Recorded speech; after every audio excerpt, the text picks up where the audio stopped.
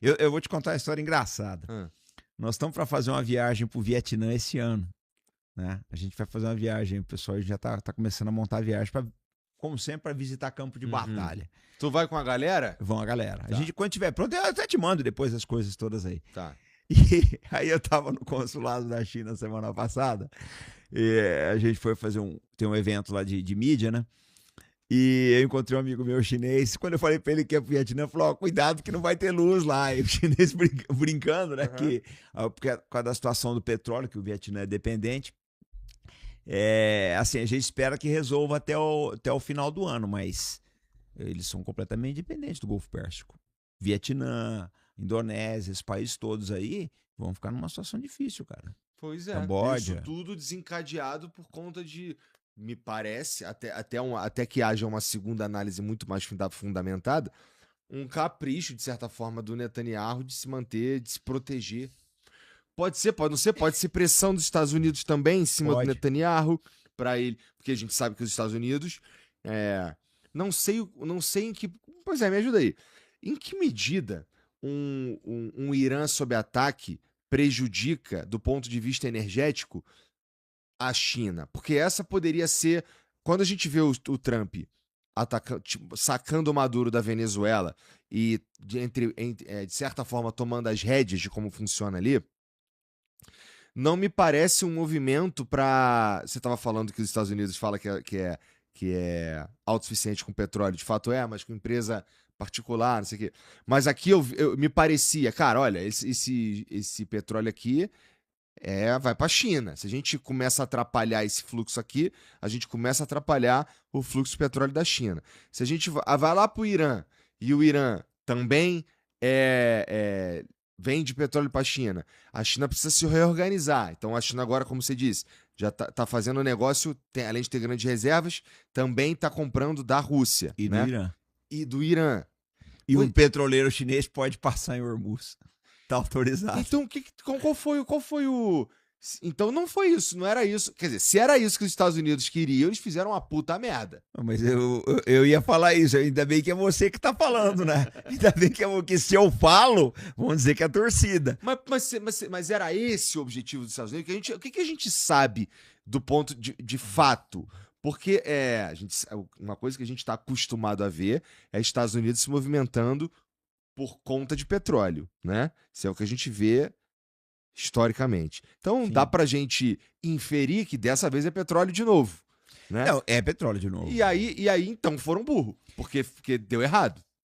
Você tem razão, mas eu tenho que explicar o motivo. Vai. Não tem aquele ditado, o uso do cachimbo deixa a boca torta? Sim. Foi fácil na Venezuela, Igor. Porque teve suborno. Teve suborno. É verdade, faz sentido. Foi fácil. Então, o pessoal chegou pra ele? Porque, vou ser sincero, cara, quando você é presidente da República, não chega tudo pra você. Aquele pessoal da entourage ali só passa aquilo que você quer ver. É uma verdade. É uma verdade. Só chega aquilo que o cara gosta. Então, alguém deve ter chegado pra ele e vendeu aqueles planos maravilhosos. Não, vai ser que nem a Venezuela, vai ser 47 segundos, bababá, e não sei o que. E não é, cara. Ó, eu vou te contar uma história que aconteceu em 90 na guerra do Golfo, contra o Saddam Hussein. Acho que era o rei Fahd da Arábia Saudita, não lembro bem, acho que era o Fahd. Eles estavam naquela de negociar com o Saddam. O Saddam invadiu o Kuwait, não, vamos negociar para ele sair de lá. Os árabes são assim. Ainda mais a árabe do Golfo, eles são assim, eles são mais comerciantes e tal. O rei não queria guerra.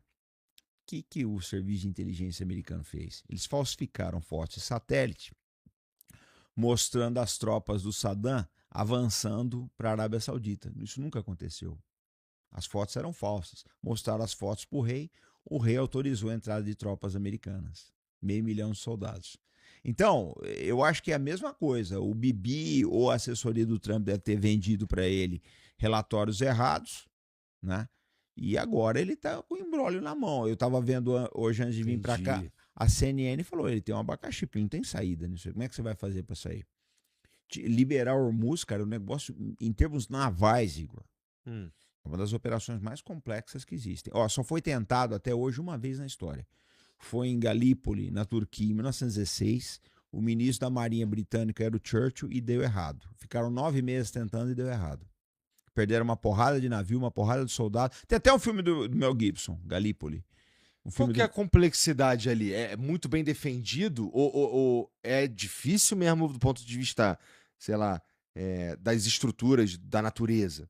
É um corredor polonês. Não tem um corredor polonês, você vai passando, os caras vão dando porrada. O Estreito tem uns 80 km de largura, sei lá, 40, 80 km, não sei bem, não lembro agora, porque Tá. varia, né? Mas o Irã, com aquele monte de míssil, você vai passar um navio ali, eles vão atacar você, cara. O navio tá no ponto mais estreito, né? Porque você não para, não é todo estreito que é navegável, tem né, o local da profundidade, do calado, etc. Você vai passar ali, os caras vão te acertar. Porque tem uma coisa, Igor, que poucos analistas ocidentais se pegaram ainda, né? Eu fiz um vídeo falando disso. O Irã não apareceu nenhum míssil de cruzeiro do Irã ainda, só míssil balístico. Ou seja, o Irã só usou metade do arsenal dele. Míssil de cruzeiro, pra você entender, é fácil. Tá. Você nunca vai esquecer isso aqui.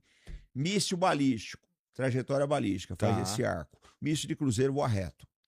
Só que para ataque a navio, o míssil de cruzeiro é melhor. Ele é mais lento, mas a solução, como o navio é um alvo móvel, a solução final, a guiagem terminal do míssil de cruzeiro é mais precisa. Então, para atacar navios, você tem que usar míssil de cruzeiro. E nós não sabemos, há dúvidas sobre isso. Ninguém concorda, nenhum dos lados, todos os analistas internacionais têm essa dúvida. Tem gente que fala que o Irã tem capacidade de guiagem terminal para míssil balístico e outros dizem que não. Nós não sabemos se a China ou a Rússia cedeu essa tecnologia para eles. É uma tecnologia muito específica. Uhum. Então, assim, provavelmente eles usariam mísseis de cruzeiro para atacar esses navios. E não apareceu nenhum até agora. Se não apareceu, é porque eles estão guardados. Esperando alguém. Que não apareceu nenhum. Teve alguns casos aí, esporádicos, mas deve ter usado. Se usou muito, não usou mais 50, 100. Por que tu acha que eles estão escondendo, entre aspas, essas armas? Exatamente por causa do Estreito e da Marinha Americana.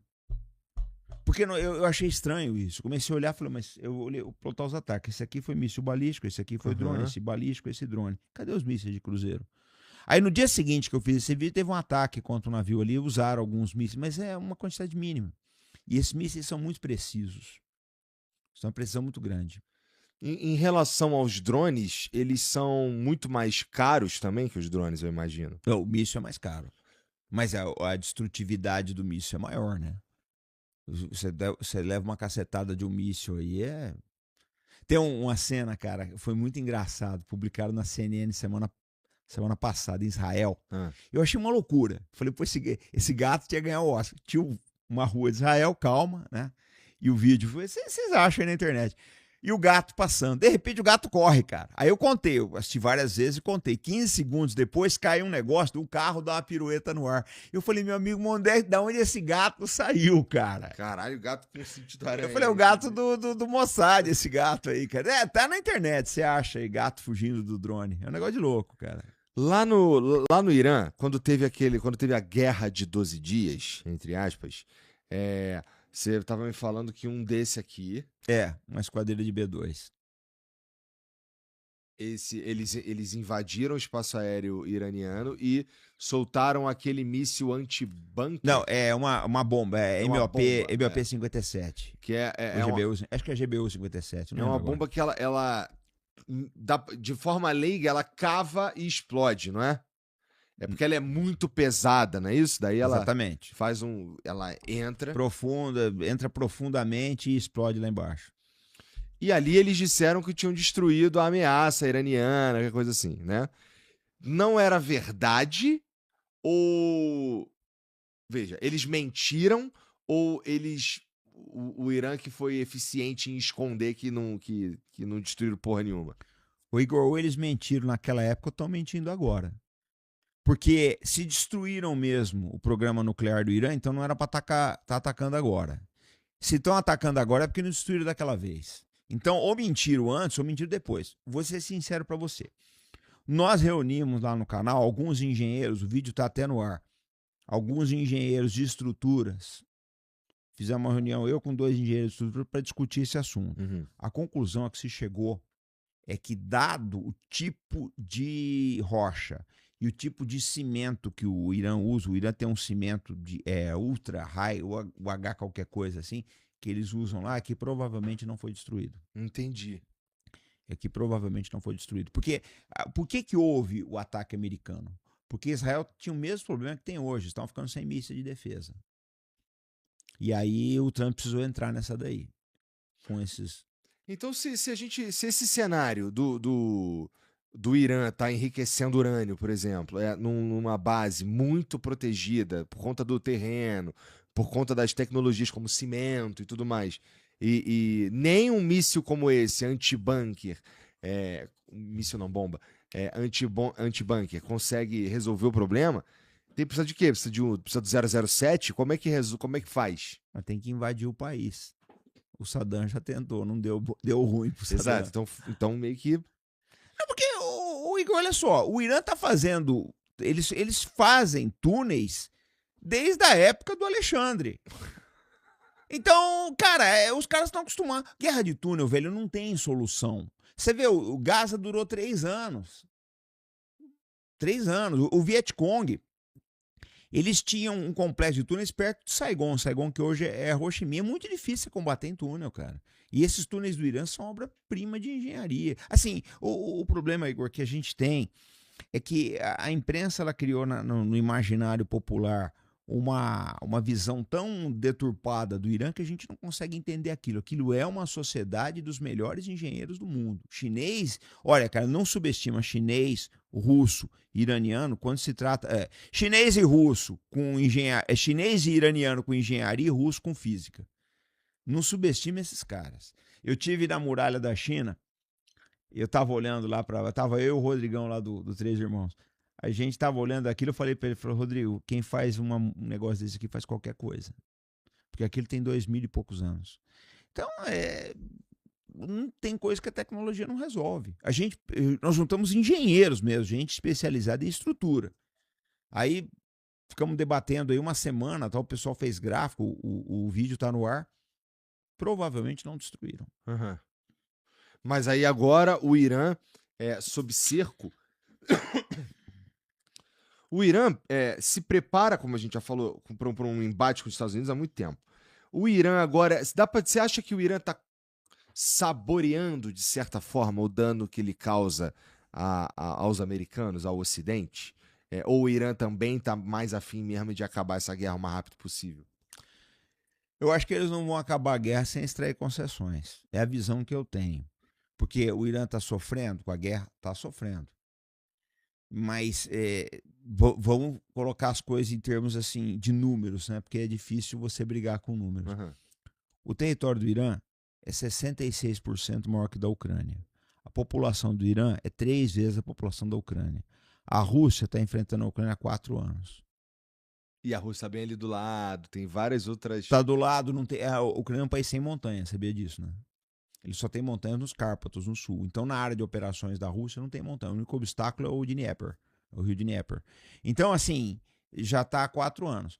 Se o Irã aguentar 4 anos, os Estados Unidos derrete, cara. O preço da gasolina... Você tem as midterms agora em novembro. E se essa guerra for até novembro? Você já parou para pensar? Se for até novembro, como é que vai ficar o Trump ali? E outro, o problema não é nem o Trump, é o Partido Republicano que está pensando o seguinte, olha, esse cara vai passar, mas a gente vai se ferrar nessa brincadeira. Então, assim, Igor, eu olho as coisas de uma forma muito pragmática, né? Não sabemos quanto tempo vai durar o Irã. Porque, você quer ver um negócio? Ontem a gente estava discutindo isso daí numa live também.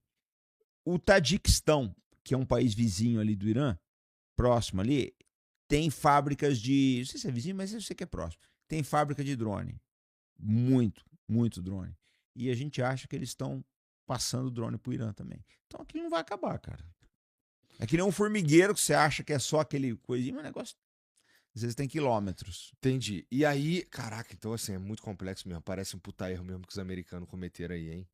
É soberba, né, cara? A melhor maneira de sair dessa daí é uma saída de cavalheiro, né? Acho que a melhor maneira é parecer, pelo menos, que chegou num acordo e tentar vender essa narrativa ao chegar em algum acordo.